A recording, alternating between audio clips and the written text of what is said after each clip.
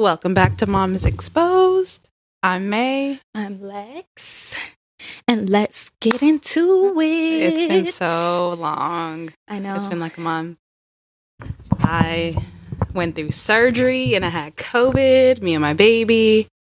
So this is the first time we actually could get together again, and it feels good. Yes. Cheers. Cheers to Mama's Exposed. All right. So how are you? I'm good. I'm excited to be here because, we talk pretty much every day, just for background, but we can't, talk too much. No. But actually we have been talking a little too much. Well, yeah, that was yesterday. Yesterday we were on the phone for 2 hours, and I was like, okay, maybe we should stop talking about this and save it for the podcast. Yeah. But we haven't, we've seen each other, but we haven't had the chance to have girl time like this in a long time. So yesterday we kind of got a lot of it out, and so I'm excited. I'm so excited. It's been it's just so much to talk about, but of course we have to separate it all up. Yeah. So what are we focusing on this episode?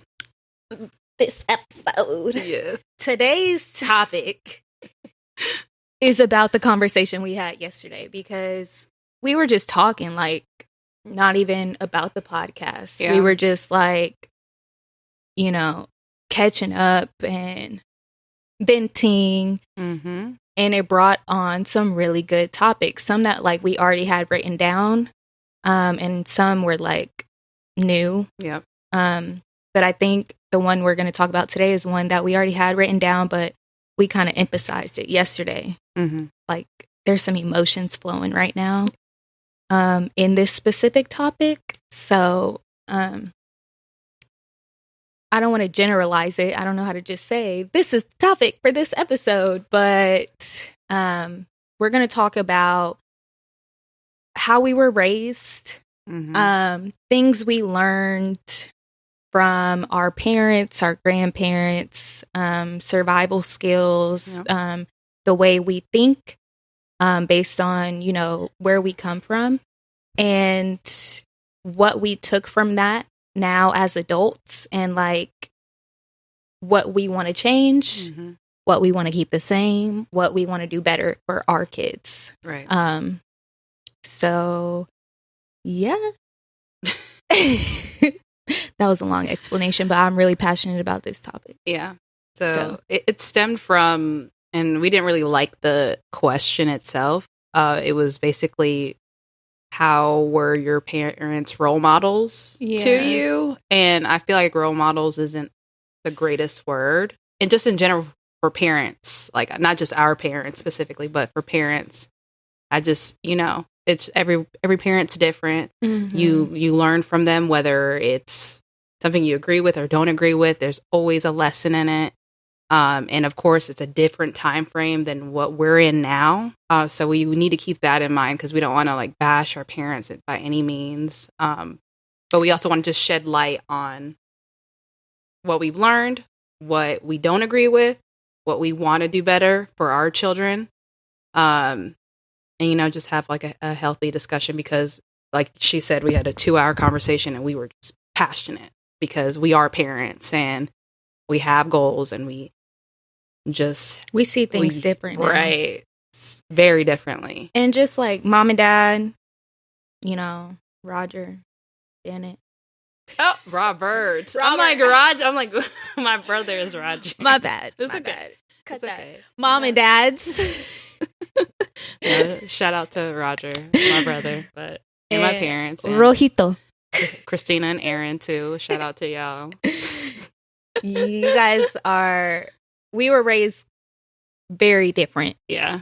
And somehow we've gone through some similar things. So that's another thing. That's why I feel like I'm more ready to talk about. Yeah. Because people feel like, oh, if you were raised a certain way, you're going to get this outcome. And it's no, because we have different experiences growing up, which she'll discuss how she was brought up, and I'll discuss, my dynamic in my household. And again, we ended up in similar situations, not exactly the same, but very similar. Very similar. So yeah. But I was saying, mom and dad's, like, if you guys are watching, because I know my parents watch us. I don't know about yours. I feel like my dad secretly watches me. Yeah, I know my dad secretly watches it. He'd be liking it, like, on our page when we post it, or he'll like my story if I post it. But, like, I know he's watching. I know my mom is watching. And I just want to put out there, like, whatever I say today is going to be from my heart and the truth. And I'm not here to hurt anyone's feelings, you know, like, there may be some things that I disagree with, or, now that I'm an adult, I don't appreciate, or, just looking back now that we're older and can see things for what they are. Right. And I just want to put that disclaimer out there. Like, I love you. You did your best, and I'm grateful. I appreciate you. Right. But this is what I took from it. So if you're watching, don't be getting your feelings. I know my mom is going to get in her feelings regardless. Yes, I'm talking to you, Christina. What was her nickname back then? Christanka. She gonna be in her feelings, but it's all out of love. And if anything, you should be proud, that your child took some of your errors, or what I view as an error, and is trying to do better, or trying to do different, and prevent some of those traumas and happening to my son. Right. So, but then you also, I'm sure, got some other things that you do. I got several things, like, from my parents that are like, damn, I'm grateful. Like, yeah. And that's something else, like we were talking about, like, the survival and, like, the way that we were raised, things like that. Like, so there's key components. We're passionate about this. Of this why might we're have to so be a strong. Part 1 and part 2. Yeah. So I guess let's start off with just we don't have to dive too deep, but just our dynamic, what kind of home we grew up in, and, as far as our parents and siblings and all of that, it was involved. Do you want to go first? Sure. So I grew up with both of my parents. My parents are actually still married, 28 years together. So they're definitely a great example to me. I have 3 siblings. I have 2 brothers and 1 sister. We did all grow up in the same house as well. I feel like there was a lot of good moments, and I had to actually speak to, and I won't dive too deep, but I had to speak to my dad and my parents about it, like the moments, because I feel like I have been triggered by the bad. And I feel like most of my memories, or I make myself think about those memories, and I forget about the good times. So that's something that I also wanted to bring into this conversation, because we all get triggered and we all focus on that bad, and we think that most of it was bad, and it really wasn't as bad as we thought. Yeah. But the more that we bring up that memory, the more that the memory changes as we think about it. So we never actually think about what actually happened. Right. So, like, I think so differently now than I did in the past, because now I am having those conversations with my parents, especially now that I have a kid. Now I'm more open to talk to them. But anyway, we'll discuss that. But yes, I grew up with all of them. We all grew up in the same household, very, very close family. I am the baby of the family. Between me and my sisters, there's 10 years apart. One of my brothers, 5 years, and my youngest brother, or my other older brother, is 1 year apart from me. So yeah, it was just different relationships with each sibling. Even now, that we're adults, very close. We still spend every holiday together, birthday. We try to keep those traditions solid with my immediate family. We also talked about, like, other family members outside of our immediate family.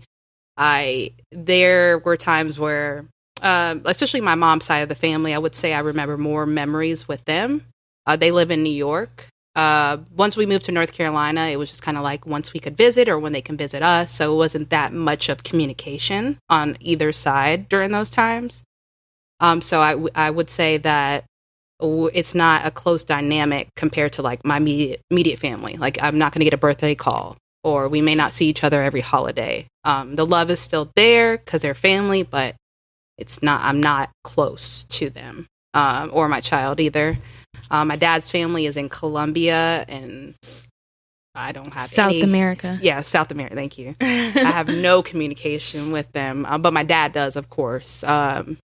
So I just really only have experience with my immediate family, and then of course the friendships that I've developed, like with Lex and a few other people, to have that dynamic and to keep contact and what's the word I'm looking for? Have the support, not support, but to have the initiative or to be like. To show up for each other. Yeah, like to be conscious. Yeah. And, you know, those relationships where you like really care about and you really give it your all to be there and not have excuses, because you're going to make time for what you care about and love. I feel like that should be our part 2 of this. Like what we talked about yesterday, like the family versus friends, like, you know, who's showing up, like, you know, right. Blood is thicker than water, but does the title family make you family, or is it who you choose? So I feel like that should be our part 2, because they go together. Yeah, and that's like, I could talk about that all day. I know, me too. So this is like, I guess, the segue of our segue, conversation. Yeah, and that's how, you know, I was raised in my dynamic. And then Lex, if you want to talk about your upbringing. Mine was actually the complete opposite of hers. I grew up an only child. My mom is, you know, however you want to say it, is a single parent. Since I was a baby. Like, I don't have any memory of my parents being in the same household. My parents were never married. According to the state of California, like, they were legal spouses because they were together so many years, but I don't have any memory of like them being together. My dad remarried when I was 4, and his wife at the time had a 9-year-old son, 8 or 9. So I grew up with him. Like, my dad was like in my life, but he wasn't in my life. Like, I don't know how that makes sense, but I know, like, my dad was there when he wanted to be or when he was available.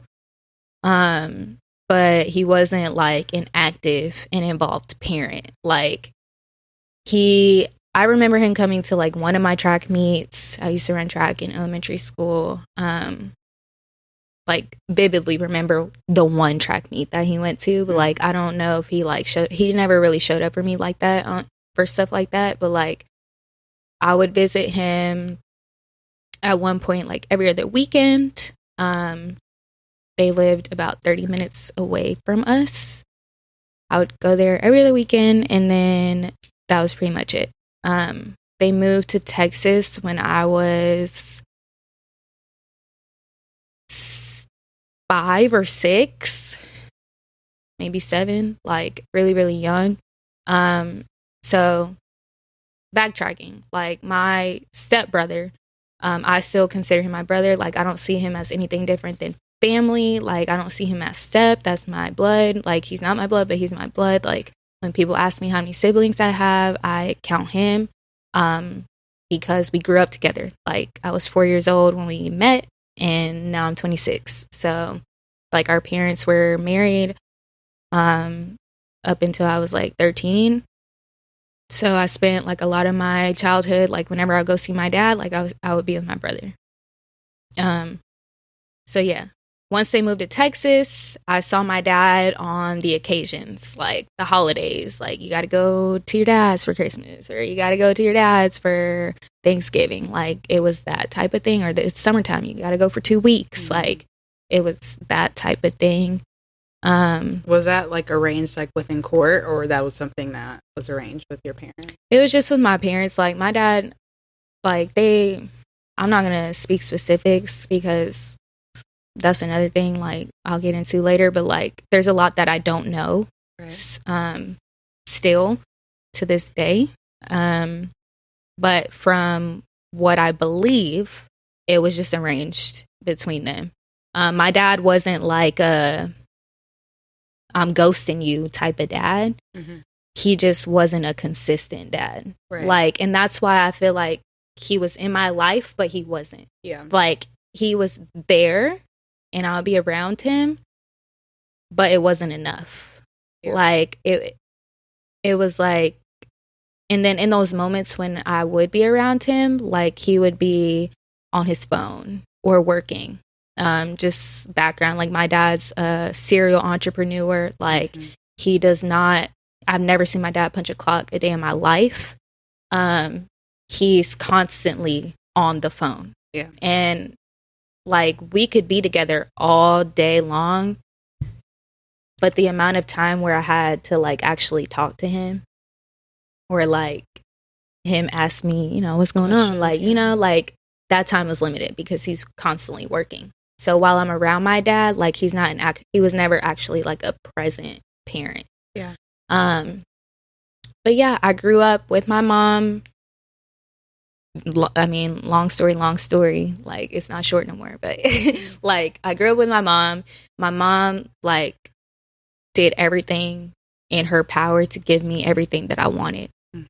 And I appreciate it because I know, like, she didn't have it in a lot of those times. But like I said before, I didn't know a lot. Sorry, I have a sidebar. What? Because I was watching stuff. I forgot where I saw it, online or something. So with your mom being the single mom, and, like, for majority, I know she's probably been in relationships, obviously, throughout that time.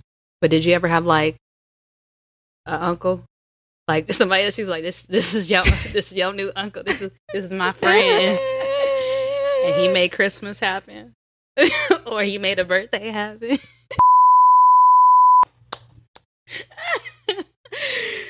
Oh shit! Did you have that secret uncle? Did you stop the audio? Nah. Oh. I should though. We can edit this. No, it's cool. Christina, I see you. Hey, I had an uncle. Hey. I had an uncle. I had an uncle, okay? I ain't never called that man uncle because, girl, I ain't stupid. I see you. I know. I mean, but I didn't know for a really long time. Yeah. Like, for a long time, that was my uncle in my eyes. Yeah. I never called him that, though. Never. But she introduced you as, like, hey, this is he's like a sorry. We're going to talk about this off camera. Okay. Back to what I was saying. Right, I ain't trying to put my mama on blast. No, that wasn't to put her on blast. No. But, like, I saw that. But I would would be if I spoke on it. So it's okay. Yeah. We'll talk about it later. Okay. Anyway, sorry. Go ahead. Yeah, she always made sure I had everything. Like, but like I said before, you know, there's a lot that I didn't know and still don't know, but I know a little bit more than I did back then. Yeah. Like, people would look at me and, like, oh my gosh, like, you have this, you have this, you have this, you have this, but little did they know. Yeah. Like, and little did I know. We really didn't have, like, she really couldn't do much, like, on her own, you know? But she always made it happen. And, you know, I don't know how. I mean, I know some of the ways how, but, like, I don't know all of the ways, but she made it work. So I commend her, honestly, because nobody could ever, like, I wasn't one of those kids where you could look at me and be like, oh, she's poor. Never, no. Like, oh, she doesn't have this, she doesn't have that, because my mom made sure I had everything. But my mom was in her room at night probably trying to figure out, like, how she's about to pay for my cheer next month. Yeah. Or how she's about to pay to keep, you know, like, but she never let it show. Yeah. Never. So, that's kind of my dynamic. Like, I didn't really grow up with a father figure. I mean, my dad will probably feel some type of way when he hears that. Love you. But, you know, like, realistically speaking, I didn't have that man in my life to be like, you know, I love you. you're beautiful. You deserve this. You know, I'm going to show you how you should be treated because I'm going to treat you that way. And that's what I mean by father figure. I didn't have that. My dad's love language is gifts.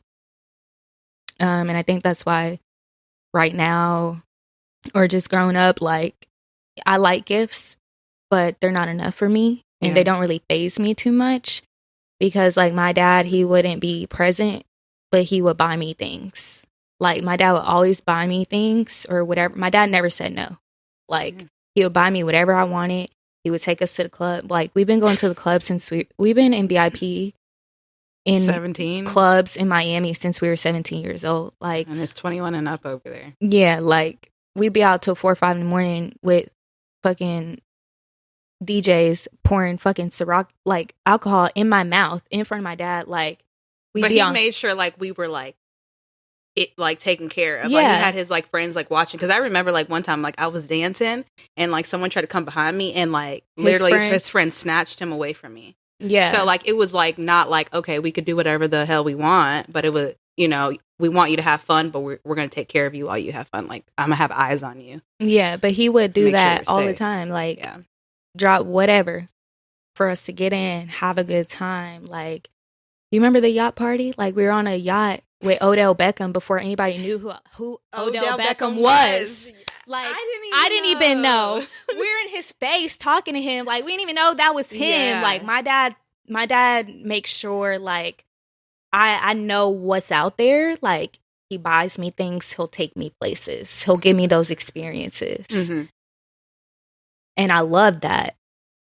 But is it enough to, like, say, to like, I don't know. It's like, damn, my dad's cool as fuck. Mm-hmm.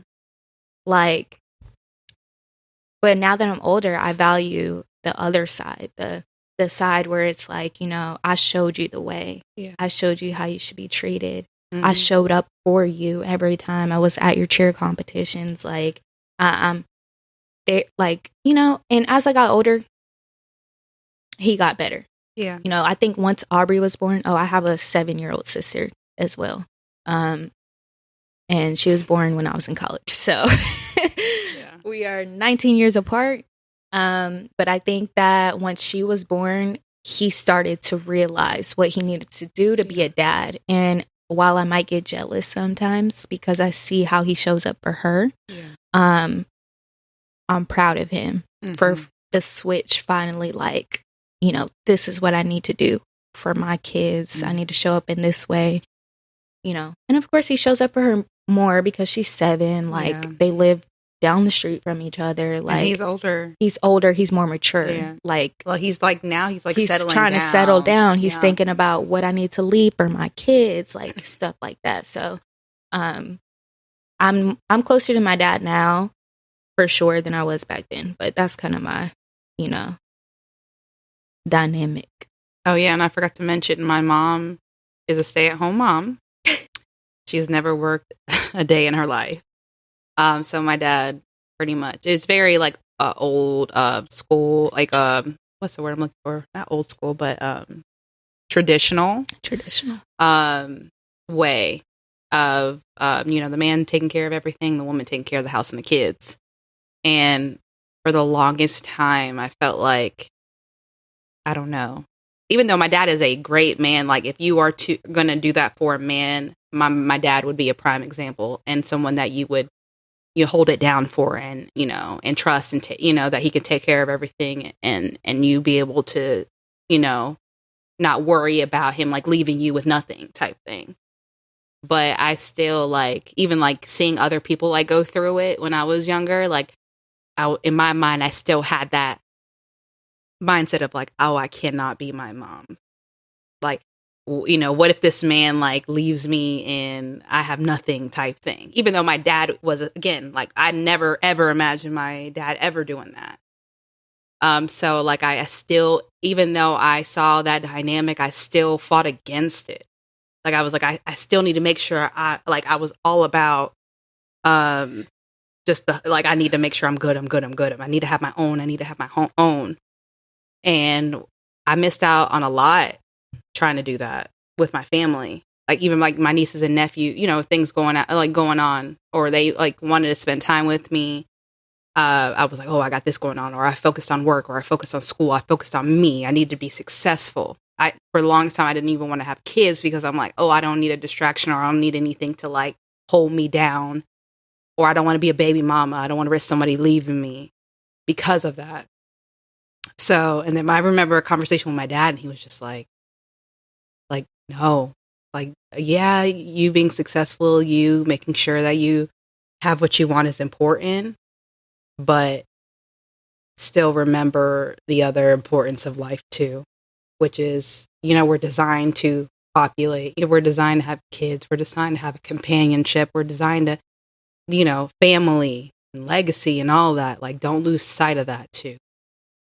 So then when I met my former partner, that I focused so much on that because I was, and you know, it was COVID, you know, I didn't have to work and I was like, oh my gosh, maybe this is time. Maybe let me focus on, you know, populating, let me focus on family and having a companionship. And because I pushed away from that for so long.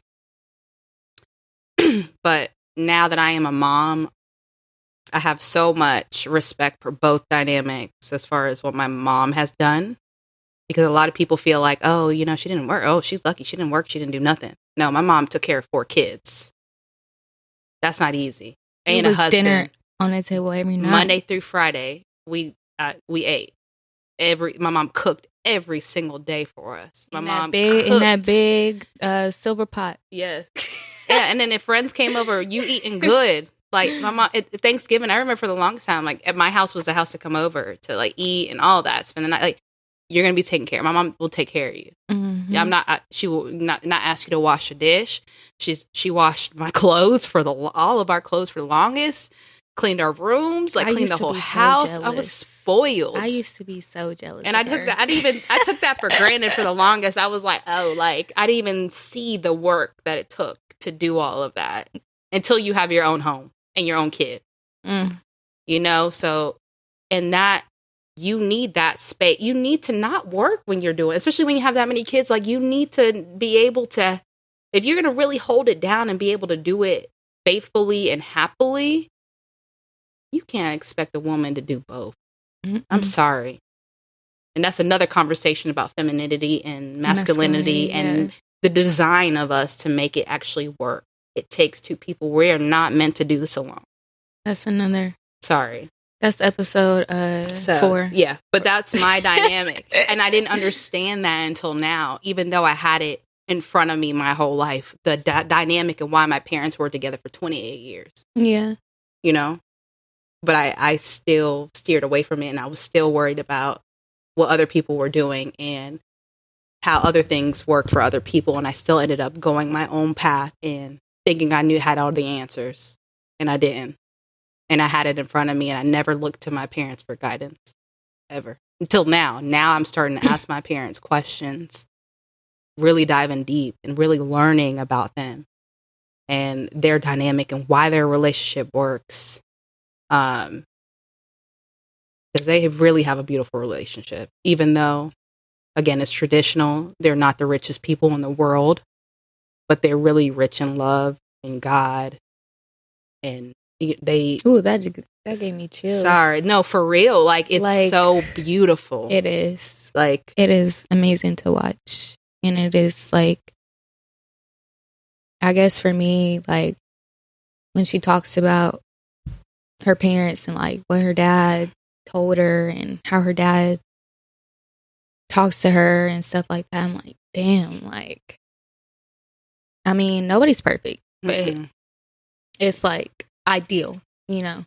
It's ideal to have, and it's ideal to have like somebody like that raise you. But I mean, I guess for me, it's like kind of, I explained my dynamic, and this took a while for me to grasp. Just it's very easy for you to do things subconsciously because of how you were raised, and think certain ways subconsciously because of how you're raised. Right. So I had to look at myself in the mirror. And this kind of happened when I found out I was pregnant for real. You know, my aunt called me and she was like, Bunny, that's my childhood nickname. She said, Bunny, I really, really want you to think before you make this decision. And I'll never forget that phone call. I like, it's printed in my brain. Like, yeah. She said, I really want you to think before you make this decision, and not just about the baby that you're about to have, but the relationship that you have with the father, the relationship that you can have. Like, my aunt, by the way, is married, has been married since before I was born. That's like, if I were to look at a marriage example, like, that's what I look at. Right. Because I was raised by 4 generations of single women, single, hardworking, independent women. So a lot of the ways that I grew up thinking, you know, I grew up very independent. I was in high school with 3 jobs for no reason. Like, I did not have to work 3 jobs, but like, I just had instilled in my brain, like, you know, I want money. Like, I want to do this. I want to do that. Like, I got it. Mm-hmm. And that was from 15, 16 years old. Right. And I think, basically what I'm trying to say is like the way that I grew up, and I grasped this later as I got older, after I got pregnant, is that like, I don't want to go down that path. I don't want to be the people that raised me. Yeah. And it's not to say that they didn't do a good job. It's to say that there are a lot of things that I'm consciously trying to unlearn, because now that I'm an adult and now that I have a child, I see that there are some things that I maybe not was taught, but like are subconsciously are in the back of my head, and how I act and how I think that may not be correct. Like, they might not be right. And right. That's just me looking at myself in the mirror and taking accountability. Like, and my mom, my grandma, my great grandma, they did the best that they could. They did what they knew how to do. Right. So now I'm doing what I know how to do. And that's looking at myself and saying, like, you know, you used to yell at me. I don't want to do that to my kid. Granted, I yell at my child. Like, I'm not even gonna lie. I think it's like it's a subconscious thing. Yeah. Like, I don't know how not to. Like, and I really try. I don't like yell at him all the time, but you know, like, yeah. I'm snappy. Like, yeah. My family is very aggressive, and she can vouch for this. Like, my family is very, very aggressive, and they had no filter. Like, they say what they want to say. They don't care how you feel about it, and it is what it is. Get over it. And like, that's literally like, that's how I was raised. Yeah, and I think I've been cussed out by both her parents. Both parents, my grandma, like my aunt, they don't care. Like, and now that I'm older, I'm like, y'all, this is not okay. Like, you can't talk to people like that. You know, you can't treat people like that and expect them to just be like, okay. Yeah. Like, no, bitch. Mm-hmm. Sorry. No, but that's out of line. Yeah. Like, and you know, like, I consciously am now trying to unlearn the toxic habits that I was taught. And I told myself, I want to break the cycle. I don't want to be the 5th generation of single moms, you know? But our generation is looked at as emotional. We're too sensitive. No. Because we talk about things like this. I don't think it's being sensitive. But I've been like this since I was a kid. Like, my family, again, I'm Puerto Rican Colombian. My mom's from New York. Most of my family that I'm, you know, was around is from New York. So when I'm around them, it's like, I kind of get made fun of a little bit. Like, I'm sensitive. Oh, you acting, like you a little white girl now, like you country, or whatever the case is. Like, you know, like, I'm soft because I'm not aggressive. I'm not like that. And, you know, like, I've always been, and that's one thing they can say about me. Like, I've always been me. Like, I've never switched up around them or tried to fit in with them. Yeah. Like, I've always been the outcast. Yeah. Like, okay, I'll talk to y'all. I'll be around y'all. Like, y'all are my family, but I'm going to be me. And, like, y'all can act this way, or I'm going to say. You used to be a little more cutthroat. I would say I'm a drink. I'm a party. Like, I'm going to have fun. Yeah. But when it comes to conversation. And beat up bitches. No, I had one fucking fight. She beat her up, though. And that was because I didn't even want to fight. But I'm a lover. Like, I like to have fun. So that aggressive shit, especially when we're in a place where we're trying to have fun and turn up. Like, I'm trying to laugh, cut up. Like, I'm not trying to fight nobody or curse nobody out. And I don't want to have, like, stupid-ass conversations that going to lead to something. Like, that's not me. Yeah, we've never been, like, those, like, confrontational, like, no. Did you bump into me, bitch? Right. Like, we've never been one of those. Or even with each other. Like, I mean. I'm talking about when we drink. Oh, like, sometimes people, like, they bring up conversations that they're scared to bring up, like, sober. They bring it up when they're drunk, and then you guys are fighting or cursing each other out. Family, friend, whatever. I had to cut a bitch off for that. I never did that. Some of y'all know who she is. Maybe you don't. Anyway. So, yeah, like, sometimes my family is like that, where it's like, the argument might escalate, and I'm not down for that. So sometimes I feel like I have to, like, sober up a bit or not drink too much in case I feel it happening. I gotta excuse myself. I would never ever think about I would never think about hitting my family, like, like punching and actually fighting my family or my like my sister. And of course we got, like, me and Hire got in little fights, or excuse me, that's my brother. Me and my brother had gotten, like, in little fights and stuff like that as kids, and my sister and me and you, like, we got in one little sissy fight. I wouldn't even consider that, but to, like, really punch and, like, we tear each other up. No, let's talk about it. We were fighting this bitch. That was so funny. That was hilarious. We were in California.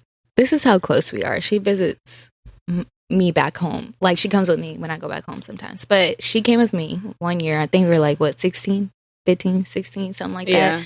And my grandmother is downstairs. Poor Granny.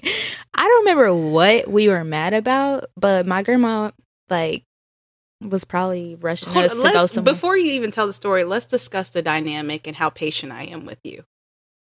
My patience because she turns up. And so I have to, like, really, like, baby her, because I don't want to put her in those doesn't have places. to baby me. She feels like she has to, and that's the cancer in her, because nurture her. Cancers are very nurturing, and she's always felt like she's had to do that.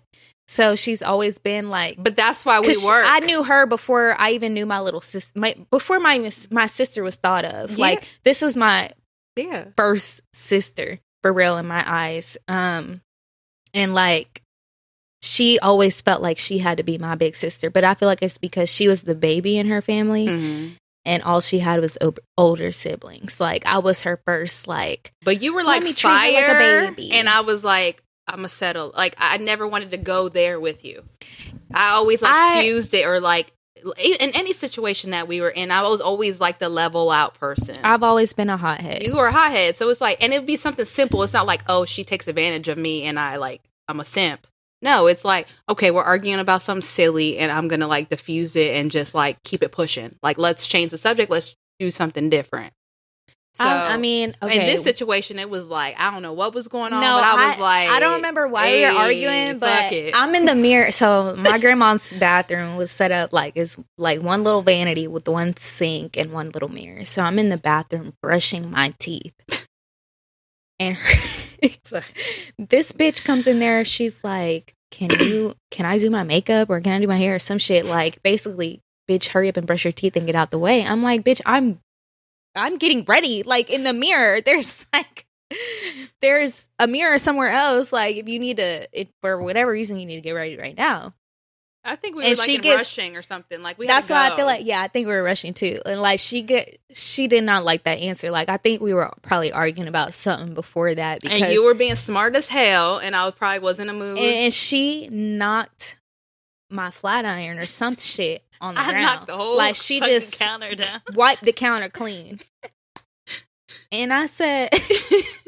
So, I don't remember what the fuck I said, but her makeup bag was sitting on, like, this little stool in there, and I just said, bitch. And then that's where it started. But we're grabbing each other, like we're pushing each other, and we're like, don't hit me, like don't punch me. Like we're literally talking to each other nose to nose, like, you better not hit me, bitch. Like, because we know we're sisters. Like, we know we're just arguing right now. Like, you don't hit me, I'm not gonna hit you. We gonna push each other around, knock each other to the ground. We gonna get mad. We gonna cry it out, hug, and get over it. Like that was the fight that we had. I couldn't punch her. The only thing I did was pick her up, and I slammed your ass on that ground. She slammed me. I gave it to her. And I got on top of her. She slammed me. And I had her hands down, and I was like, I ain't gonna hit you. I ain't gonna hit you. I'm not gonna hit you, but come. You were so fucking mad. I was hot. I was like, I'm gonna let you go, but you need to calm down. You like, let me back. Nah, because I think that was the year that I got in my first fight. So I'm like, and I beat that bitch ass. So I'm like, what's up? Like, what's up? And this bitch that I fought, like, I'm 5'2" for reference. Like, the bitch was 5'10". Yeah. And so I'm feeling, big body. Like, bitch, try me. But I also know she got hands too. So I'm like, bitch, don't punch me. Nah, that was never. But it was just kind of like, calm your ass down. It was like she was being the mom again. And I think that's why I was so mad. Like, bitch, why? Why not on top of you right now? Like, you know? And then you got up. And did you smack me first, or did I smack you first? I don't fucking know. No, I don't know, but you started talking that shit. I think, no, I slapped you first. One thing I got is a mouth. Then your grandma came up. I know. After when I was slammed her. Was she crying? She was crying her eyes out. She was like, stop it. And I let you go. I got off of you, and you said something to me, and I slapped the shit out of you. And then you slapped the shit out of me back. And that was it. Yeah, then we separated, and then your mom came home, and your grandma was telling your mom the story. And we cried. And we had to, go somewhere, so we were in the car together mad. Sitting in the back seat like kids. We cried, we hugged it out, and that was it. It was over. It was what it was. But, your mom didn't even take it serious. She was like, oh, my God. Yeah. It was normal. They'll be fine. They'll get over it. Because we're that close. Yeah. But with family, I'm not going to go there with you. It's just a level of respect, especially I'm being the baby. So I don't want to put myself where I'm being disrespected and I have to disrespect you, or vice versa. I don't want to call you out your name. I don't want to put my hands on you. I don't. You're my family, and you're older than me. So I know. You may disagree. I don't disagree. And that's why I will leave a party. I don't disagree. I'm just now I will defend myself. I don't get me wrong. You know how I am. Yeah. I've just always been I grew up in my grandma's house majority of my life, with my mom. I grew up and my alarm clock was my mom cussing my grandma out. That woke me up in the morning. Or at some point in the morning where I'm getting ready for school, that's what I grew up to. Yeah. And like I said, I didn't grasp this until later. You don't open your eyes and say, well, maybe I act this way because of this. Yeah. But instead of, I feel like for a long time, because I didn't realize it, I was a victim to it. Mm-hmm. I act this way because this is how I grew up. But now I'm choosing to not be a victim to it anymore because it's not okay. So that my family's they don't care. They do not care. And it's I grew up like it, so I thought it was okay. And I've had people tell me Lex, you can't talk to people like that, or Lex, calm down. You don't gotta say all that. It's just the way that I talk to people, and it's not half the time, majority of the time, it's not even out of a ill place. Yeah. It's just the way I talk. Yeah. It's the way that I talk. I'm assertive and I'm aggressive. Mm-hmm. I'm not mad. I don't really get mad like that. Yeah. I don't. And it takes a lot to make me mad. And when I'm mad, I promise you will know, because you can't you can't stop me. Like, you can't, it's really, really hard to stop me when I'm mad. Yeah. So, like, a lot of times, like, I come off as, you know, mean or unapproachable or aggressive. And, like, I really just, this is who I am because this is how I was raised. But I don't have any ill intent, and I'm not mad, and I'm not mean. Mm-hmm. And once you talk to me, I'm honestly really, really nice, really, really cool, laid back. Like, I just don't be tripping. Like, I be chilling. Like, I really be chilling. And I have resting bitch face. And I mean, that's just what it is. But, you know, that just goes to say, like, I was raised this way. So a lot of times I've acted this way. So when she says I'm a hothead, I come from a family of hotheads. But me too. Like, but okay, that's what I'm saying. Like, this is where we differ. Mm-hmm. Like, I didn't grasp what I came from until I was an adult. Like, you could pick up on it. You picked up on it early. But my question is, do you think it really, like, because this might stem from, like, who you really are as a person?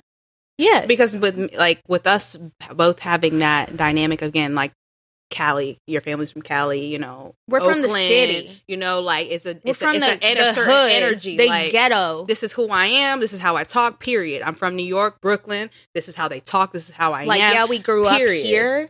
Like, I moved here when I was 11. You moved here shortly before me. Like, we came to Charlotte very, very young. Mm. But who we were raised by, that just because they moved us here, it didn't take that out of them. No, like, right. So we were raised the same way. We were raised by people who grew up in Brooklyn, by people who grew up in Oakland. Yeah. Like, I was raised by somebody who grew up in the ghetto. Right. You were raised by somebody who grew up in the ghetto who says, like, whatever the fuck they want to survive. Period. Like, that's my mom's energy all day. All fucking day. Like, she doesn't even mean, like you said, it's not like she's meaning to be like that or like come across that way. That's just how she talks. Like, if she goes somewhere, it's like, can you, and she talks to an employee from the store, can you grab that? Can you take, like, demanding? Right. And, you know, in my opinion, or someone could take it like, dang. And like, whenever I go somewhere, I'm like, do you mind? Right. You know, excuse me. That's me. Was I raised that way? Absolutely not. But there was still something in me where it was like, I don't know. I feel like that was a part of me. Like, I was always like that sweet, like, even in school, like, I could be feisty when I need to. I'm different with my friends, but I like developed a respect or like a softness. I don't know how or what, but I feel like that was in me. So my question is, like, maybe like that's still in you. Like, no. That's like who you are. It is. But aside from, like, you know, how you were raised and things like that. Because I feel like I'm different. Like, my brother, this is funny. My brother used to tell me as a joke when I was a kid, like, that I was adopted. That they found me in the trash can and they felt bad for me. He would bully me when we were kids. But I was, even from a kid, like, I was just so different. And I mean, and I don't know where that stemmed from. Like, that's you are who you are. Like, at the end of the day, you grow up to be who you are. Mm-hmm. Like, there's only so much your parents can do, but they play a huge part in who you are. Yeah. So I feel like this is me. But while it's me, a lot of it comes from my parents and how I was raised, but some of it is just who I am. Mm-hmm. But there are certain things that come from my parents. Like, how do I word this? Like, I'm who I am because of my parents. Yeah. And because of my grandmother and who raised me. But there are some of those things that I'm trying to unlearn because I realize that they're not okay. Yeah. Oh, yeah. And then there's some parts of that's just who I am because that's how I was raised. Yeah. Like, it is what it is. This is me. But also, like, you know, I'm here for all the astrology girls and guys. Like, you know. I'm kidding. I like it. I started, like, I have my little app and I'll be looking. I'm like, oh, I'm a rising this and I'm a sun this. So I know I'm not like, you know, I don't read people or nothing. Yeah. I feel like I connect to energy, but I don't feel like, you know, I haven't tapped in. Like, I can't read your palm or no shit. Read you with some tarot cards, or tarot, whatever they're called. But, like, I know pretty much the basis of each zodiac sign. So my chart, I think, explains me very, very well. You're Gemini, right? I'm a Gemini sun. I'm a Gemini sun. I am a... Fuck, I always forget. No, people are like scared of fucking A Geminis. Scorpio. So people are like, basically... Scorpio Geminis? No, listen. Cutthroat. You want to hear the last one?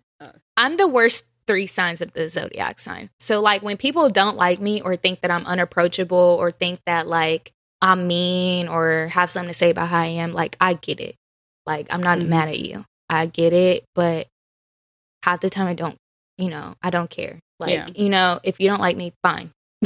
Like that, it is what it is. Like, I mean, unless I blatantly did something wrong to you, which is very, very rare because my heart is very, very genuine. Like, it's very, very rare that I physically or like purposely do something to hurt somebody's feelings. So if you don't like me because of how I came off to you, 9 times out of 10, I don't care because like that's your problem.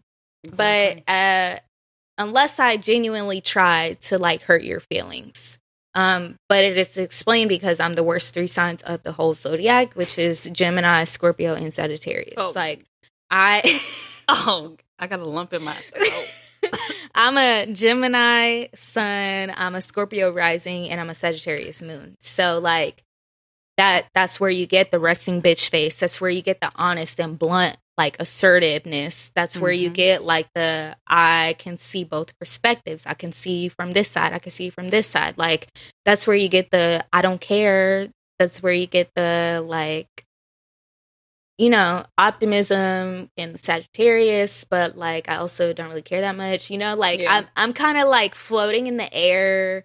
I'm feisty. I don't care, but I cry and then I get over it in like 2 days. That's kind of like I feel like it explains me very, very well. Yeah. That's the basis of me. So that's the basis of me.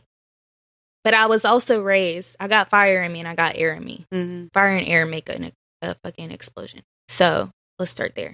Fire and air make an explosion. You add water to that. You can't put out water with a gas, with fire. No. Like, and then you add my family dynamic. Yeah. Of aggression. Like, so yeah, do I feel like this is me and who I just, who I am? Yes. But let's talk about the things that like we're trying to unlearn. Yeah. Because, we're moms now. Mm-hmm. And, while our parents did the best they could, they did a great job. Like, I feel like we're amazing women. We are smart. We are independent. Like, we take care of our shit. Like we're loving. They did a good job. Yeah, they did a great job. Like I don't ever want them to feel that way because I look at that too. Like how do they feel as parents? Like the way that we're sharing our experiences, but how do they feel like they did? I feel like my parents are proud. Like neither of my parents went to college. Mm-hmm. My mom went. She dropped out. My dad never went. I don't really know much about that either. But I'm the first, like, I have 5 cousins. I had to think, am I number 5 or am I number 6? But yeah, I have 5 cousins, all girls. We are back to back. 27, 26 is me. 25, 24. 22 and 21. Mm-hmm. And they all went to college as well? So I'm the first to graduate. Mm-hmm. I'm the first to go straight through. Mm-hmm. They all went to college. And some of them are still, one of them is still in college, I believe.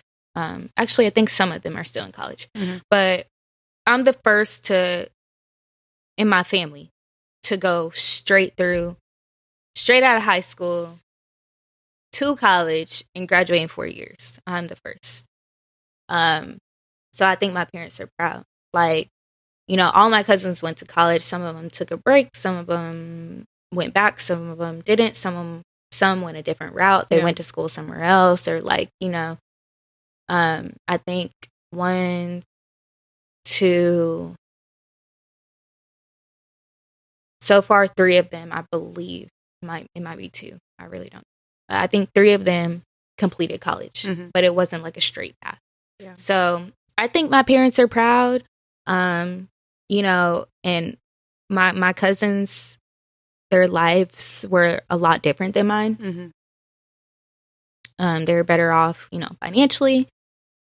Yeah. So we were raised very, very different. And then my mom was the only single parent. So I think for that, for the sake of I did this as a single mom. Yeah. My baby went to college straight out of high school and went straight through. She graduated. Granted, I ain't doing shit with my degree right now. Waste of money. But I think I think they're proud, you know, like they're proud. Experience, you know, and I've always been super independent. Mm-hmm. You know, it was a few times in college my car got towed, and I'm like, Mom, my car got towed twice in 1 week. I said I couldn't call. Like I called my mom the first time, but the second time, I was like, she gonna cuss me the fuck out. Let me call my dad. Like, yeah. You got to call one parent each time. But yeah, like, you know, they would look out every now and then. But for the most part, I've been pretty financially like independent. Yeah.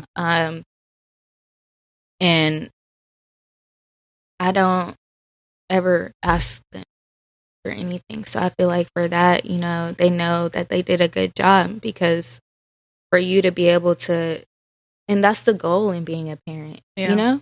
Sending your child off and raising them to know what to do and how to do it. And be decent human beings. Yeah. And that's what my parents look at. Like my dad, like when I talk to him, I'm like, how do you feel? I asked him this question, and that's why I asked that. And he's genuinely proud.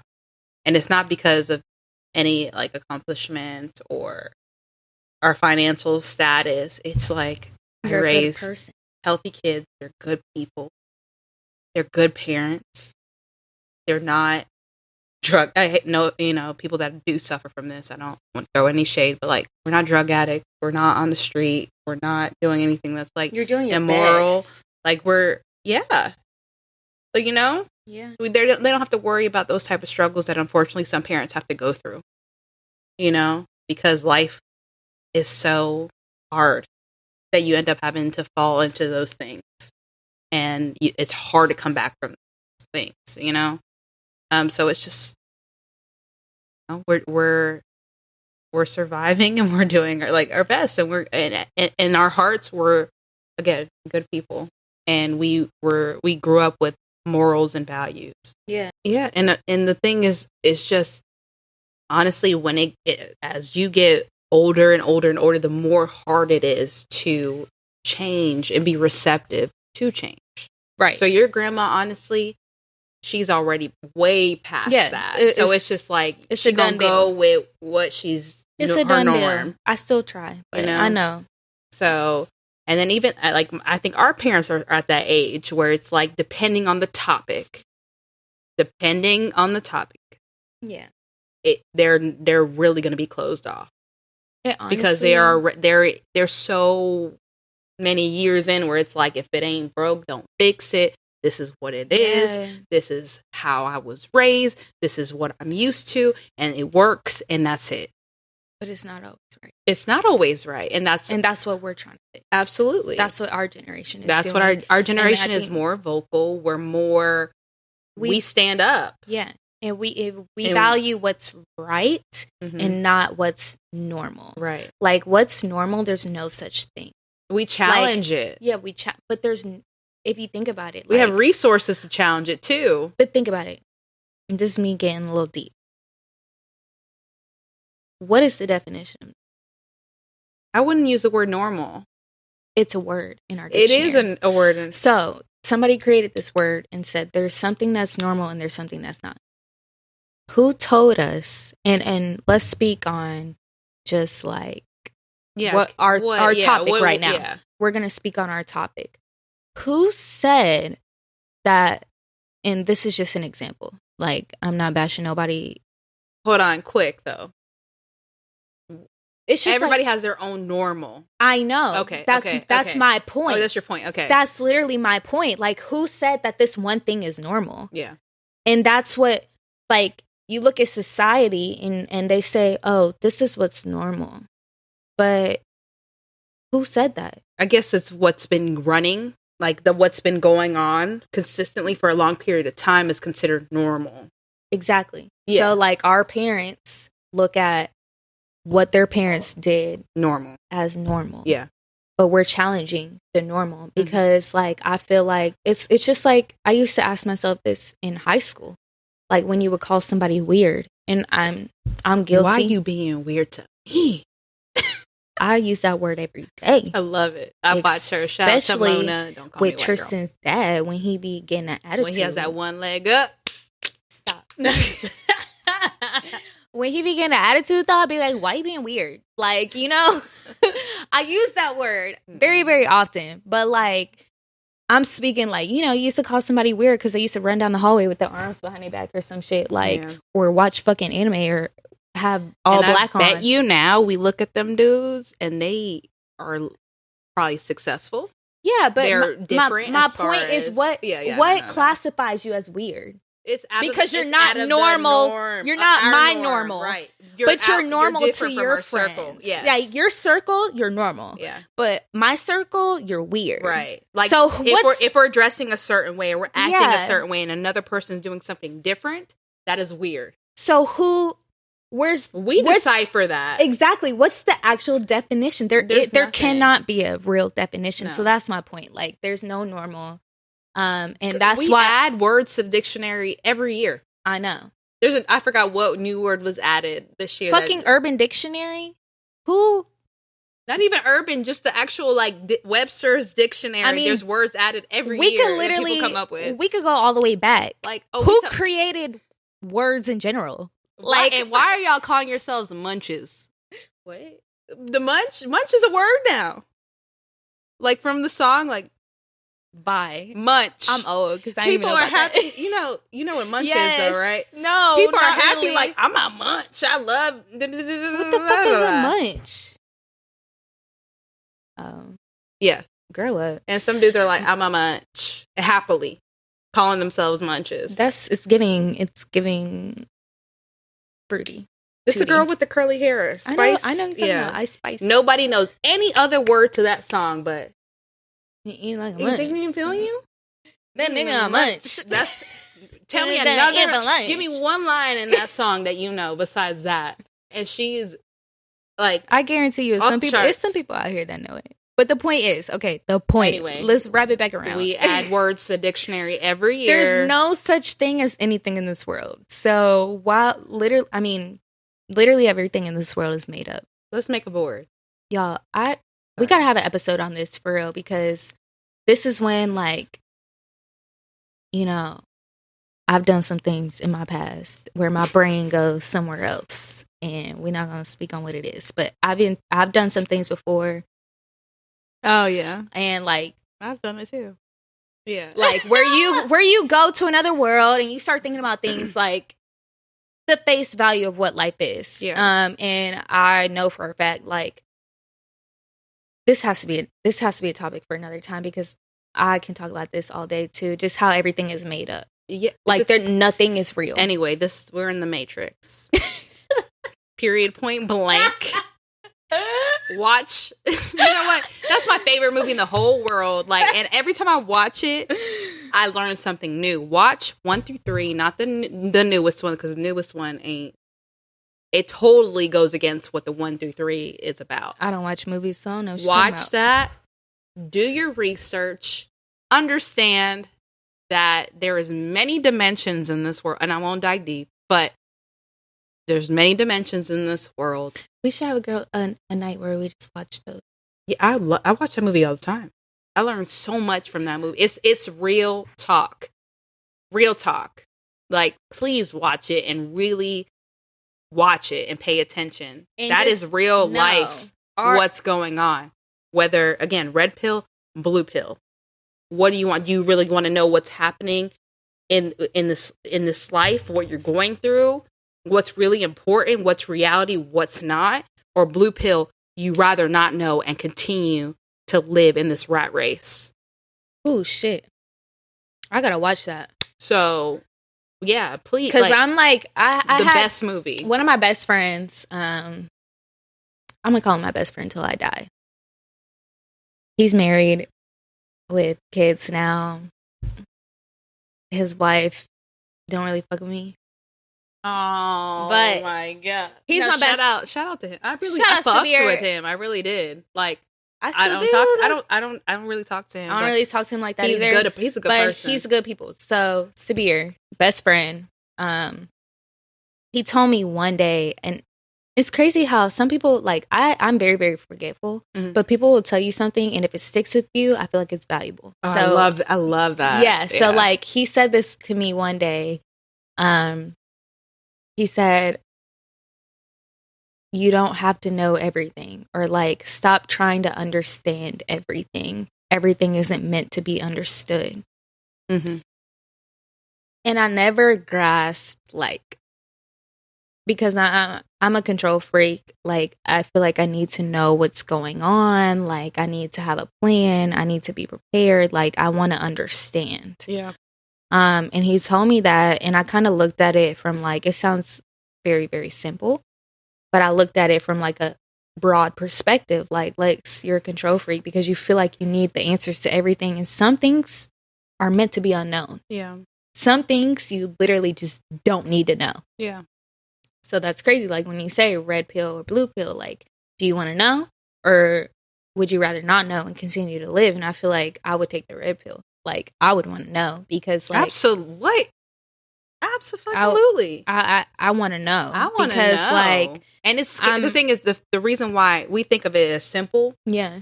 But that's really a hard decision. Yeah. Because it's like when you do take that pill, it's a harsh reality. Exactly. It's not a simple And that's why he said reality. Everything is not meant to be understood. Yeah. Everything is not meant for you to know. But we're built for that. Like, you have these questions. Boy. I wish we had. I question a lot. Like, I'm a very curious being. It's in my nature. Like, I just want to know. Mm-hmm. And it could be something very, very simple, or it could be something very, very complex, but I'm very, very curious.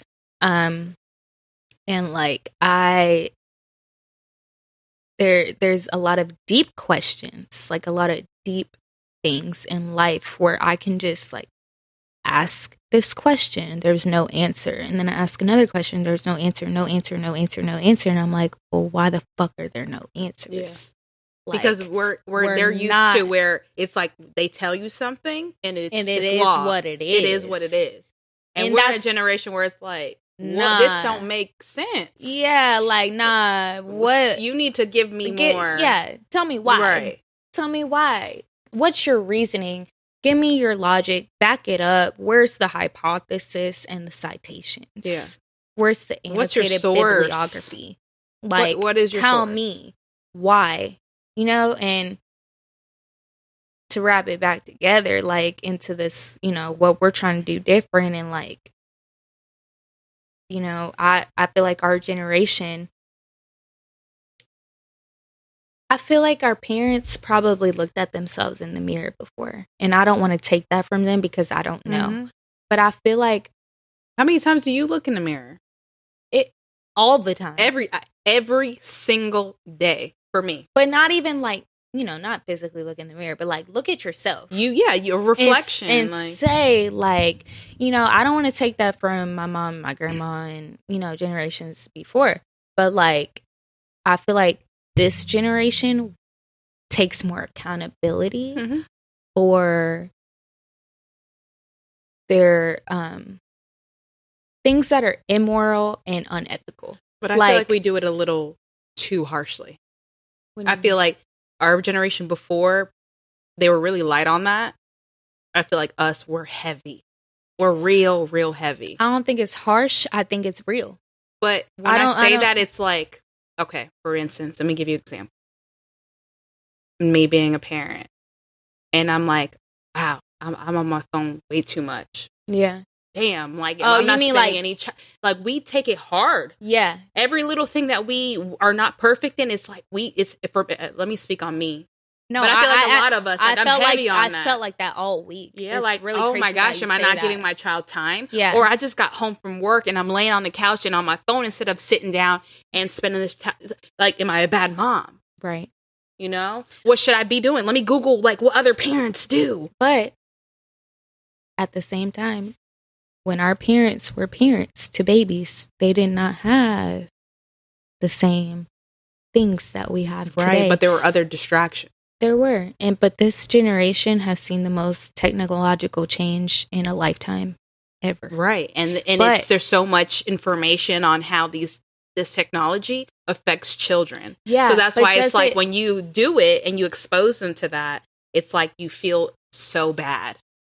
I feel bad. There's studies, watching TV before 18 months, it's horrible. No. But then you might have your child watch TV turn that all TV day. on. Or you have them in front of an iPad or a phone. And when I get off of work, I'm going to sit on this couch and scroll on my phone. That's what I'm saying. But it's because you feel guilty. I feel so guilty, but I'm tired. Yeah. I'm tired. Yeah. But, okay, so this is a great segue. So, so what I'm about to say. We're tired when we get home. Right. And we sit on the couch, we scroll on our phones, we put them babies in front of the TV. Mm-hmm. So, most of the time. Right. I would say sometimes I consciously am like, all right, let's do arts and craft or something. Yeah. Like, let's do something. But most of the time, that's what's done. Our parents, like I said, I lived with my mom and my grandma majority of my childhood. Right. My grandmother was right there. Whenever my mom had to go somewhere, my grandma was there. Mm-hmm. Whenever my mom got off work and she was tired, my grandma was there. My great grandma was there. Like, they always had. Look at Nanny and Yvonne. Yeah, she was there. They are Nanny and Yvonne raised those kids. Yeah. You know, like, there was always somebody there, and that's what's harder for our generation. Mm-hmm. Our parents' generation and our grandparents' generation had their village. Yeah, they grew together in the same house. They raised their kids with their moms, with their dads in the same house. Yeah. They always had help. We are different. Mm-hmm. Like, I come home and it's just me, Tristan, and Kobe. Like, and we put ourselves in that situation. Not necessarily, because of the way that we were raised. Like, the times are different. Like, I had that whole debate. Just think of, okay, go back and think of, like, your parents' generation, and not even your parents' generation. Like, when we were younger, and how many older people that you saw living with their parents. It was like the norm. Yeah. But now it's like the norm to get the fuck out the house. Right. You don't want your parents to be there. So that's where we're different. So it was like a pressure on us. Like, we have to get out the house. We got to do it alone. We got to go to college. Yeah. We got to do this. We can't move back home when we graduate. Like, we have to figure it out. And I think, like, that's what makes our generation, we're more sufficient in things that we do. We're more independent. But on the back end, when I get off work, I'm so overstimulated and I'm so tired from working that I'm too tired to give my child the attention that he needs for the few hours that I have him before he goes to sleep. Because we're not meant to do this alone. We're not. No, we're not. We're not designed to even do everything that we're doing. No. Absolutely that's why it's not working. Right. You know, and it's working because we're doing it. But the thing is, we're fighting against the dynamic. Yeah. You know what I mean? Before then, it was like, you know, there was a lot, you know, like you said, there's single parents before our generation. We're not the first generation of single parents, but when before you were that, single, you were with your parents. Yeah, you were with your parents, and then hell, you had the damn neighborhood. Sometimes the neighbor was watching your kids or watching out. There was a your village. Best friend, right? Like, it was like if the neighbor saw you doing something that you wasn't supposed to do, they calling your mama. Mm-hmm. Or baby, come here. You haven't ate all day. Let me make you something. You want to play? There's no village. They see you coming in. There's with nothing of that. 10 bags of groceries on each arm and a baby on your hip. They come in to grab the baby from you so you can carry that shit inside. Mm-hmm. Like, that's difference. We're so isolated, and there's no more community. Yeah, no. So that's another big thing is we don't have community anymore. We're so like to ourselves and want to do everything on our own. And then two, you know, the dynamic of the fact that people are purposely now having babies.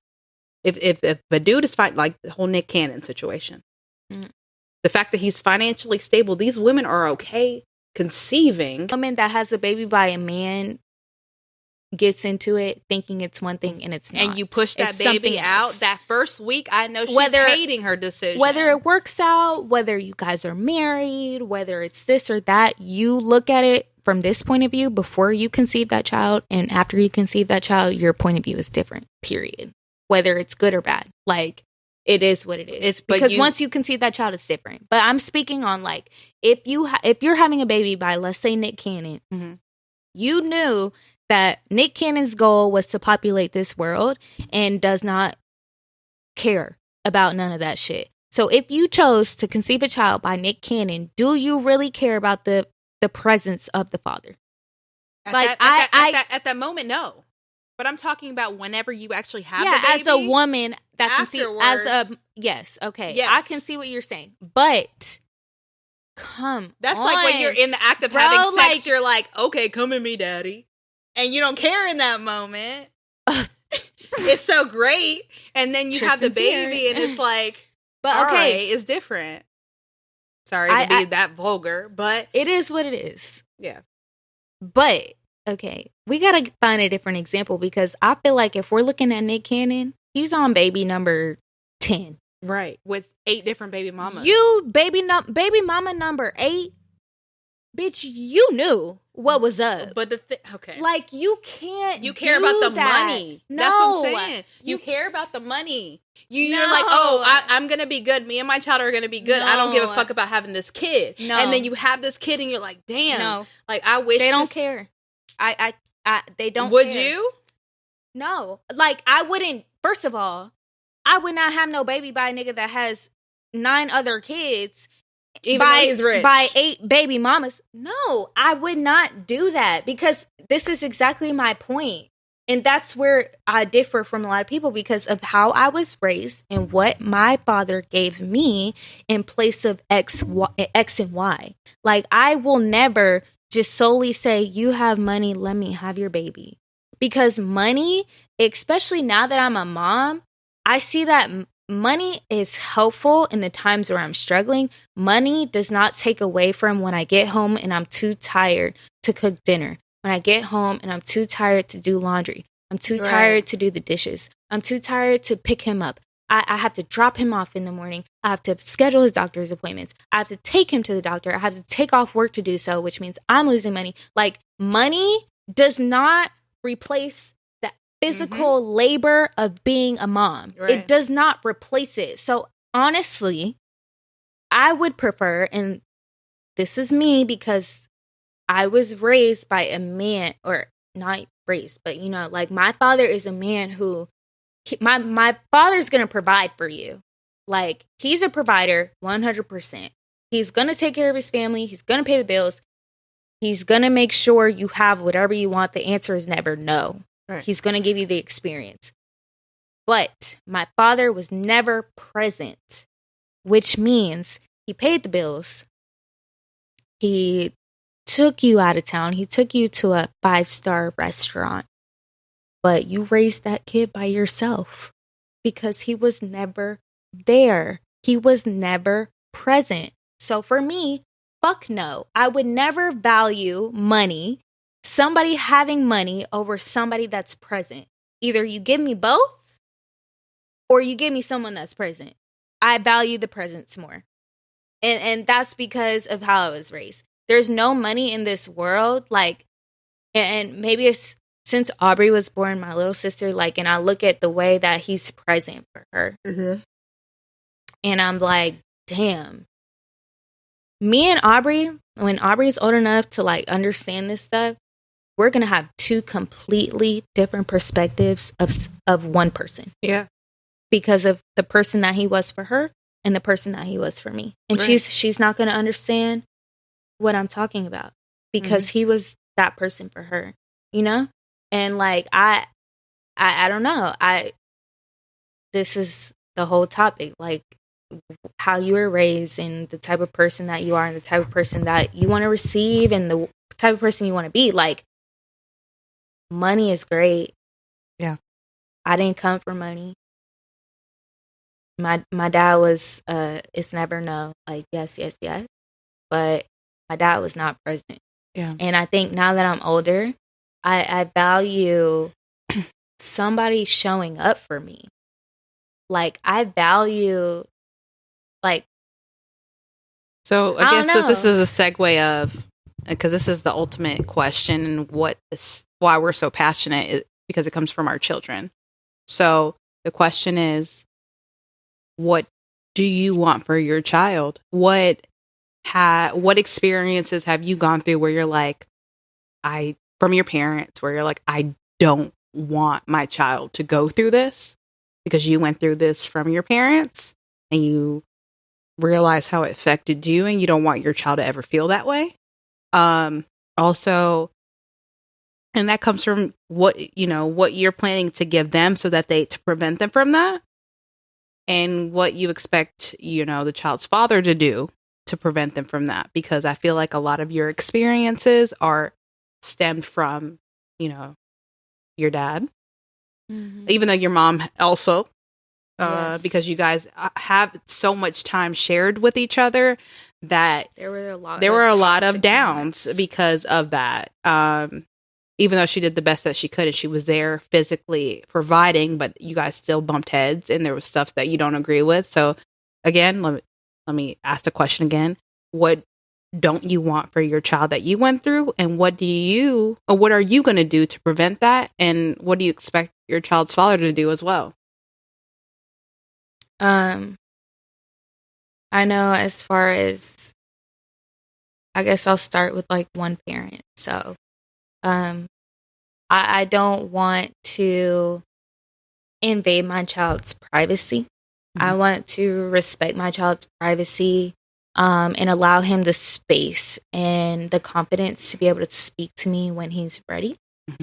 I don't want to ever belittle my child and make him feel like less than because he is the child. I want to treat him, not necessarily as my equal, because at the end of the day, I'm the parent and I want him to respect me as his parent. But I don't want him to feel like I'm more than because I'm his parent. Right. At the end of the day, we're two human beings. We both have feelings. We both, have emotions. And I want to respect his emotions, and I want him to respect the words that come out of my mouth. Right. Like, I don't want to put my hands on my child or make threats to my child.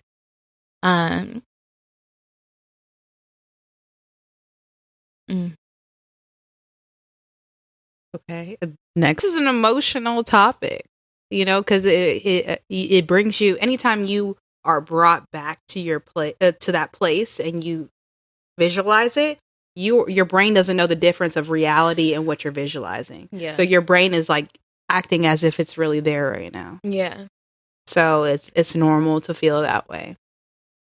And it's hard. It's tough. Yeah.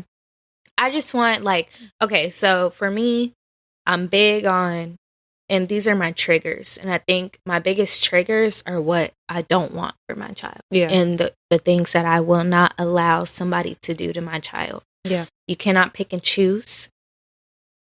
Be present or don't be present. Yeah. There's no every 6 months. There's no in and out. Like, I do not tolerate it. Yeah. I do not tolerate it at all.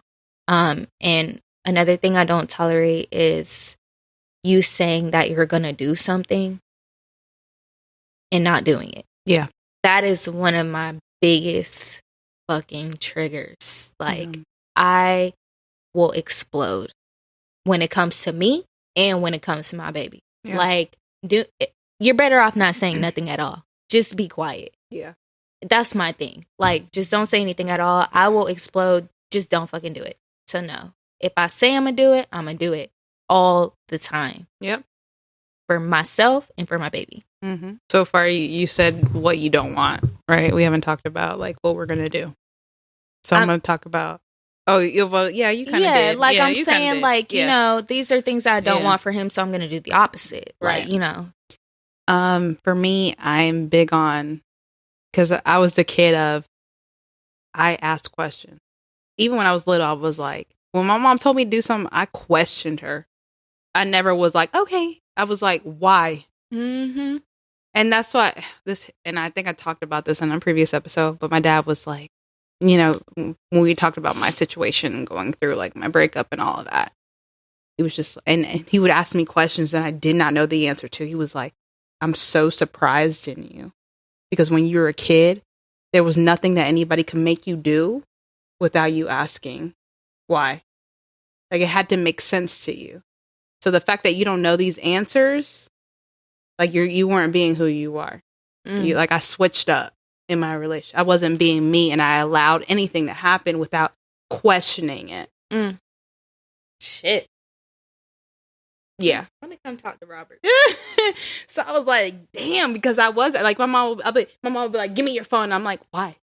No. Why did I deserve? Why do I deserve? Or you know, this is happening to you, and I'm taking away, and why? Girl, for what would I do? That shit would be on for 12 hours. Right. No, I would be in my mom's room like, please. And shit, give it back to her. Right.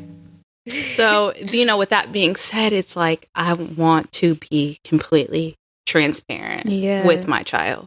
Oof. That's my biggest thing. Like the sugarcoating and the secrecy because they're young and because you're trying to protect them. No. Or you're trying to protect the father. No. Mm-hmm. Tell them the truth. You know, you know how to word it properly to tell them the truth, but tell them the truth. If they're like, oh, your dad loves you and, you know, he's going to come next week. No. Hey, baby, this happened. And let them share their feelings and validate it. Mm-hmm. Because if you don't validate them and you don't understand their feelings, that's a sign of narcissism. That you're not listening to your child and you're not validating them and you're not giving them the truth. Validate it. Listen to them. Let them have that moment and give them the truth, because that's all at the end. I remember so many times as a kid where I didn't know what was going on and I wanted to know so bad, and it may hurt or it may be something new to me, but I want to know from you. See, I feel you 100%. Like, you know, like I said 20 times before, I still don't know all the way, and I'm 26 years old. That's a damn shame. But I feel like there's a line. Like, I feel like there are kids who know too much and it reflects in their day-to-day life, and they're too young to be stressing about what their parents are going through. Yeah. Like, I feel like there's a line. Be transparent with your kids, but do not allow the stress of your life, your adult life, to transpire into them. Mm-hmm.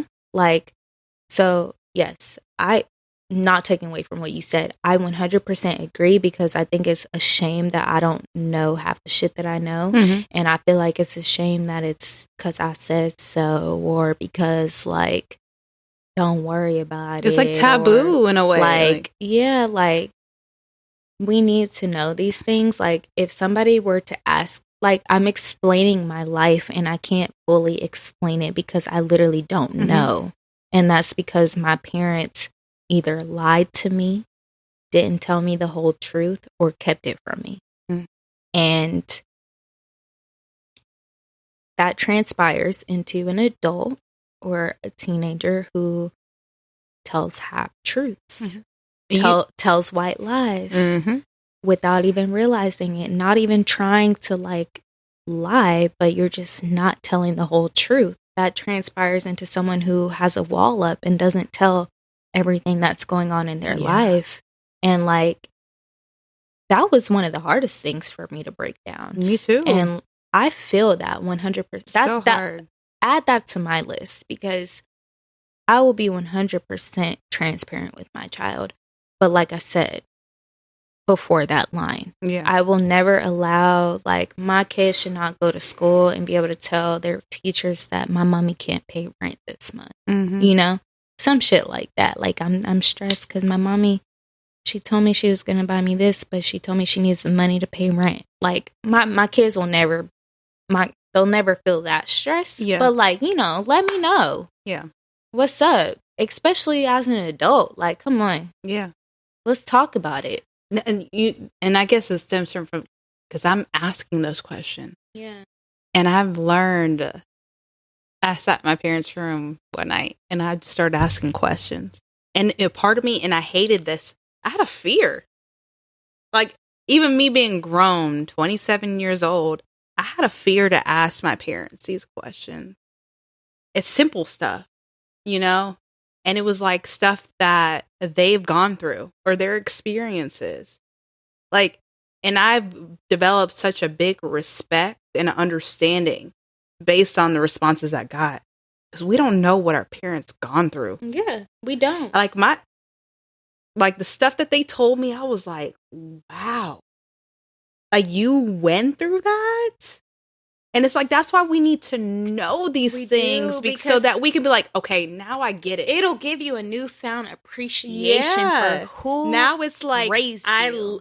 I went through this shit, but this is, now I get it. Like, you did the best that, I can honestly say that you did the best that you could. I see you. Yeah. You did the best that you could with the resources you had, with the, with the tools that you had, and the trauma. Because it was some trauma, like, stuff where I was like, damn. Like, you really had to, as a teenager, you had to do all that? You really had to, like, grow up that quick and do all these things and take care of that and take care of this? Mm. I get, like, I'm sorry. Like, part of me was like, damn, because there was feelings that I had where I was like, how could you let this happen? How could you? I get it. I'm sorry. Give us a chance, like, to the parents. To I wish I didn't have to wait this late. Parents of our generation, like, you know, we see things different. Give us a chance to understand. Mm-hmm. Like, let us process it and let us see you for, like, who you are through and through, like, not just mom and dad. And I promise you, we'll love you and appreciate you more. Yeah. Especially as a parent. And I feel like because we're not perfect. Our parents saw their parents through and through. Yeah. They saw them. There was no choice. Yeah, like, they actually saw the act. They saw the act of what was going on. And just like, you know how you were like, my mom provided and I didn't see nothing after. Like, and I get it. Like, you don't want your child to see certain things. Yeah. And but then at the same time, you kind of need to see a little of it. That's why I said there's a line. There's a fine line that you don't want to cross it, because my sister, she's going through some stuff where she knows too much. Yeah. And it reflects sometimes in her behavior, how she acts at school, what she's doing. And I'll have to sit down with her and I'm like, well, why are you doing this? What's making you act like this? And her answers are always emotions. And I ask her, what's making you feel those emotions? And it's always what's going on at home. Yeah.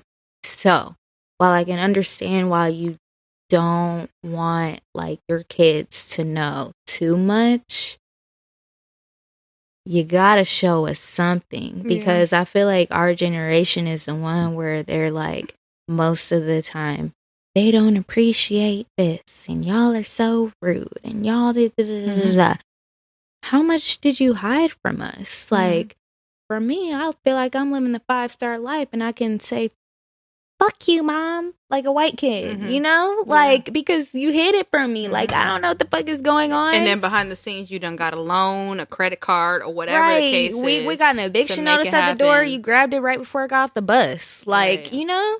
You're going through it.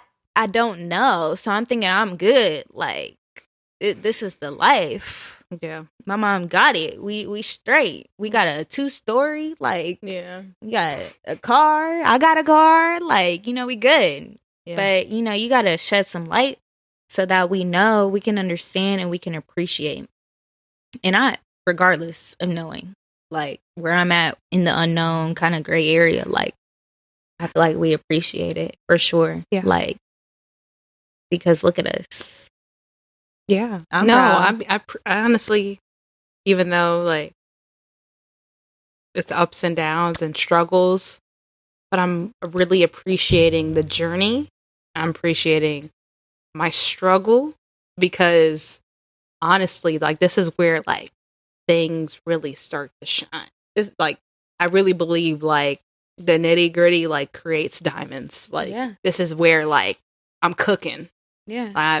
We underground right now. There's going to be, like, a beautiful plant growing, or, like, a nice... It's a lot of pressure. 4-course meal in the works. Like, because whenever you going through a struggle, it's like this is when you work hard and you pay attention to stuff. Mm-hmm. You're not stagnant, you know? And this is what my kid really gave me. Like, she really gave me the power and the light. Like, there's so many people that tell me, like, hey, like, you different. You got an aura to you. You know, like, I'm like, I never had this spirit. It was like, I was really content before. Oh, I got my own place, or I'm chilling. I got my car, like, bare minimum. Private. Like, I'm chilling, like, all right, I'm gonna do the best I can, whatever. I'm not really doing the best I could, even though I had the time to. Shit, like, before kids, like, we could have really grinded this shit out. But it takes your kids to be like, you know what? No kids, take advantage. Yeah, take advantage. Like, really evaluate your life and want to do better. Even if you are making it, it's like, do better. Because we have so many resources to do better now. When you have that kid, like, honestly, I never understood when people say kids hold you back, but sometimes I do. Like, I understand it too. Like, it's a teeter-totter. Because, like, I feel like you could do anything you put your mind to. Kids don't hold you back. They make it harder for you. Like, they don't hold you back from getting this degree or doing this or getting this job. Like, they don't hold you back at all. They just change the circumstances. Right. Like, I have this kid, so maybe when I get off work, I'm studying for this exam until 3 o'clock in the morning. But when you didn't have the kid, you could study and go to sleep at 10. Right. You know? So they don't push you back. They just make you grind harder. Yeah. Like, it's up to you. Absolutely. It's literally up to you. But, I mean, at the end of the day, I feel like being a parent now and going through what we went through, we want to do better for our kids. Like, we can look at the way our parents raised us and say they did a great job. Like, I think we're great people, but I also see the flaw in ourselves. Yeah. And I think that our parents have trouble looking at themselves and seeing the flaw in them and what they did. So that's where our generation is, like, different. We can look and see the flaw in ourselves and, like, want to make the change. Right. Our parents might know their flaw, but they might, like, it is what it is. Don't mentality. give a fuck. Yeah. So I feel like there's a lot of ways that we were raised that were not good. Like, for example, the aggression. You know, and, like, I don't know, but you can speak. Like, yeah, I mean, there's many things, and it's like I've discussed it as far as just the modern way of life, traditional way of life. Like, there's more out there. It's like, yeah, I feel like my side of things, it's like I've seen. I think as far as the type of person I am, they nailed it. I feel like that my dad definitely installed great values in me, and made me the person I am, where it's like, I really want to be a good person. I want to be genuine. I want to have decent relationships. I'm not like a savage, like eating people alive and being a hateful person. That he nailed. Making sure God is in my life, he nailed.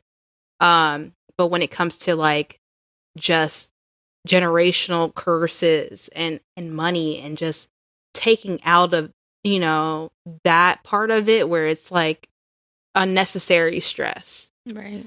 Unnecessary of us wasting our lives and investing in working a 9 to 5 instead of, like, having, you know, our own businesses and opening that time, you know, or buying a house, like, you know, things like renting, that. Right. Like, we got to get out of that. We creating a legacy. Exactly. Thinking like that, understanding that the purpose of, you know, a marriage. We value our generations to come. Yeah, more. Absolutely. When before it was like more, how are we going to survive and how are our kids going to survive? Yeah, it's like, okay, now I did my part. You're 18. You're 18 years old. You figure it out. Right. And it's like, no.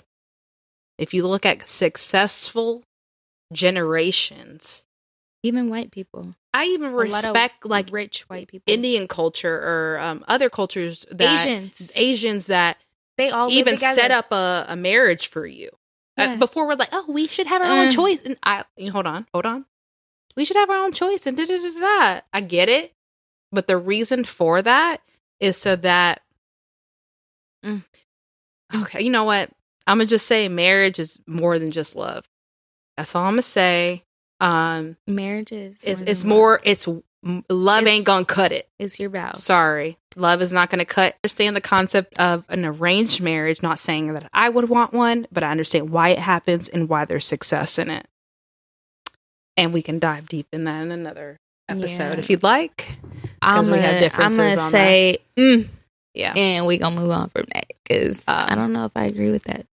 So there's definitely going to be a part 2. Maybe 3, 4, I don't know. But that's just like the foundation of this discussion.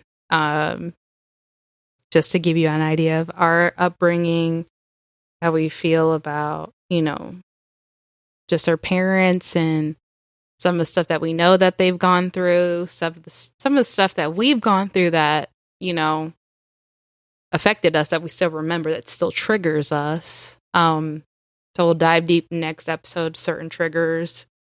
And just, you know, what we want for our children going forward. By any means, we're not perfect. No. We're not planning to be perfect.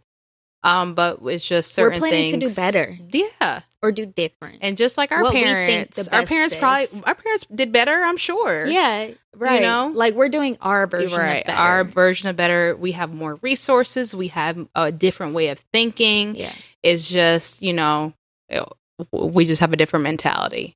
And we're going to talk about the difference between like, not the difference, but like family versus the people you choose. Yeah. As your family. Right. Because that's also played a part in like, I guess this is about like, you know, we could call it childhood traumas. Yeah. Things that we've gone through. I think generational curses and traumas. Yeah. Yeah. Right.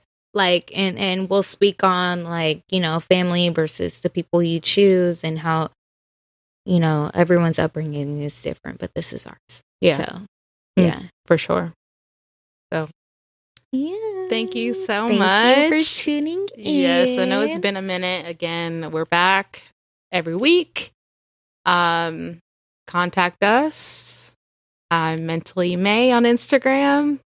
I am BAGXEL _ for the people that like to call me Bagel. Yes. All right. We love you guys. Thank you for tuning in. See you next week.